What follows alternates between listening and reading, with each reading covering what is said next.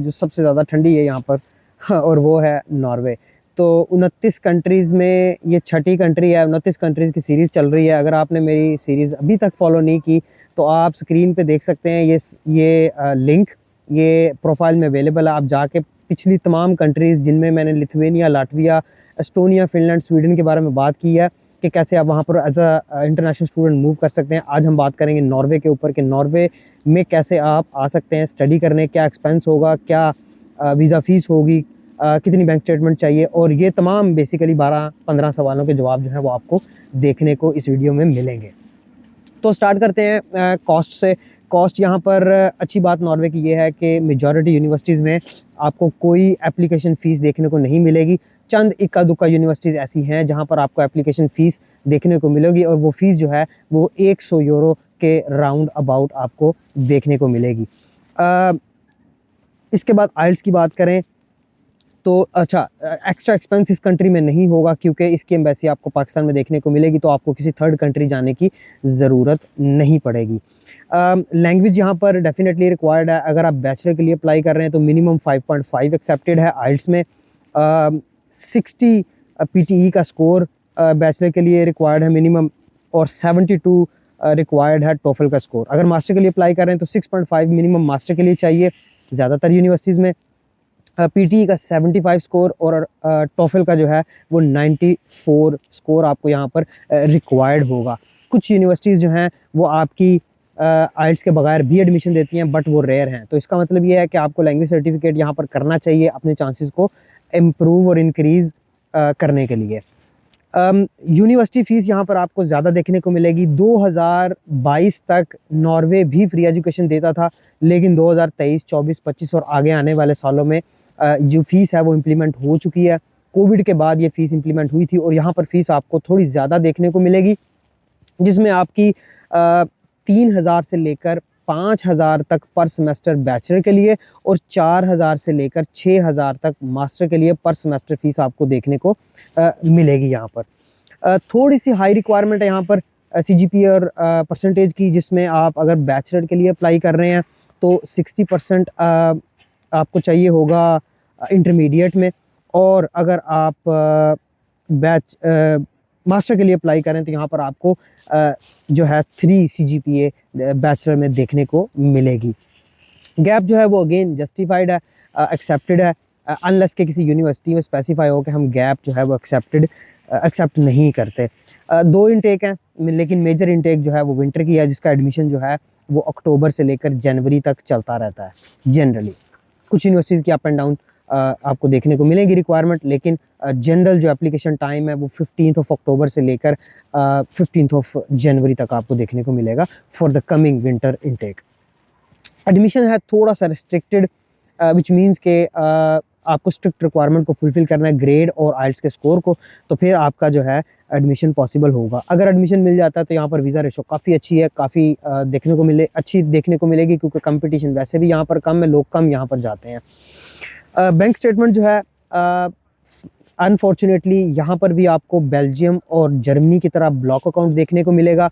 Bank statement के साथ गुजारा नहीं होगा, लेकिन यहाँ पर ब्लॉक अकाउंट की एक अच्छी बात यह है कि जिस तरह बेल्जियम और जर्मनी में आपको पर मंथ की बेसिस पे वापस मिलते हैं, जर्मनी या बेल्जियम आने के बाद पैसे, यहाँ पर आपको जब आप आएंगे तो आपको एकदम सारे के सारे पैसे जो हैं वो वापस आपके बैंक में, लोकल बैंक में ट्रांसफ़र कर दिए जाएंगे। लेकिन यहाँ पर भी आपको ब्लॉक अकाउंट देखने को मिलेगा। जो ब्लॉक अकाउंट की अमाउंट है वो 1,38,000 नॉर्वेजियन क्रोने है, जो कि आज की तारीख में रफली जो है वो 12,500 यूरो बनते हैं, और जो 12,500 यूरो हैं वो आज की तारीख में 40 लाख के आसपास की अमाउंट जो है वो आपको देखने को मिलेगी।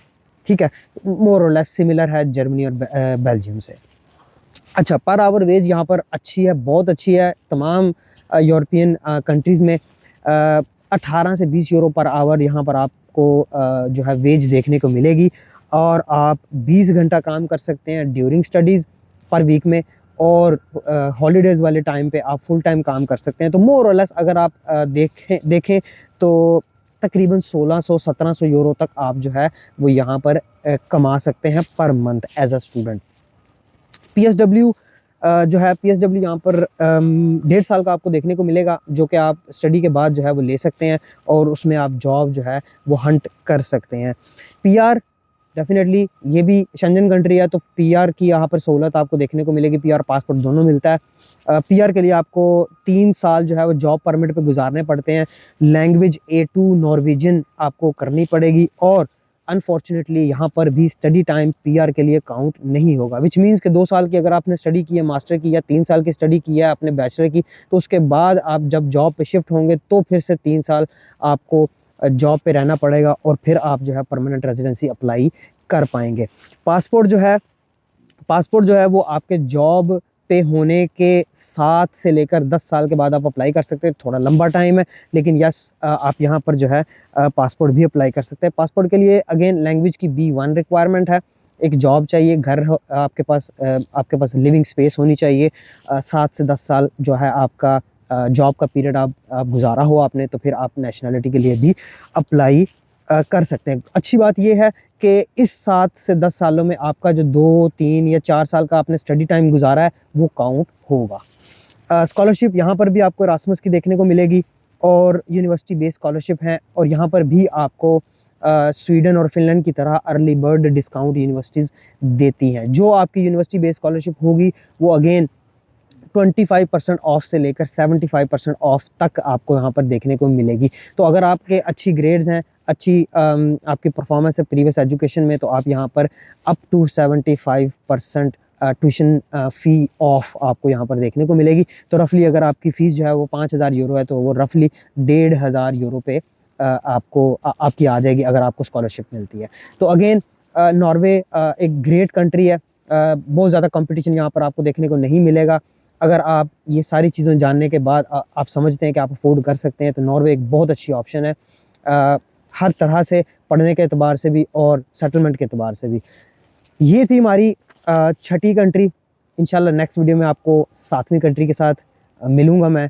अगर आपने ये सीरीज़ अभी तक फॉलो नहीं की तो प्रोफाइल में 29 कंट्रीज़ की सीरीज़ को आप फॉलो करें। प्रीवियस वीडियोज़ अगर आपने नहीं देखी जिसमें मैंने Lithuania, Latvia, Estonia, Finland, Sweden के ऊपर बात की है, तो आप वो ज़रूर जाके देखें। और ये तमाम 29 की 29 कंट्रीज़ की वीडियो देखने के बाद आपको ये ज़रूर पता लग जाएगा कि आपके लिए कौन सी कंट्री बेस्ट है आपके बजट के हिसाब से। तो आई होप कि आप मेरी इस सीरीज़ को फॉलो कर रहे हैं। अगर नहीं कर रहे तो ज़रूर करें। मिलते हैं इंशाल्लाह नेक्स्ट कंट्री के साथ। अल्लाह हाफ़िज़।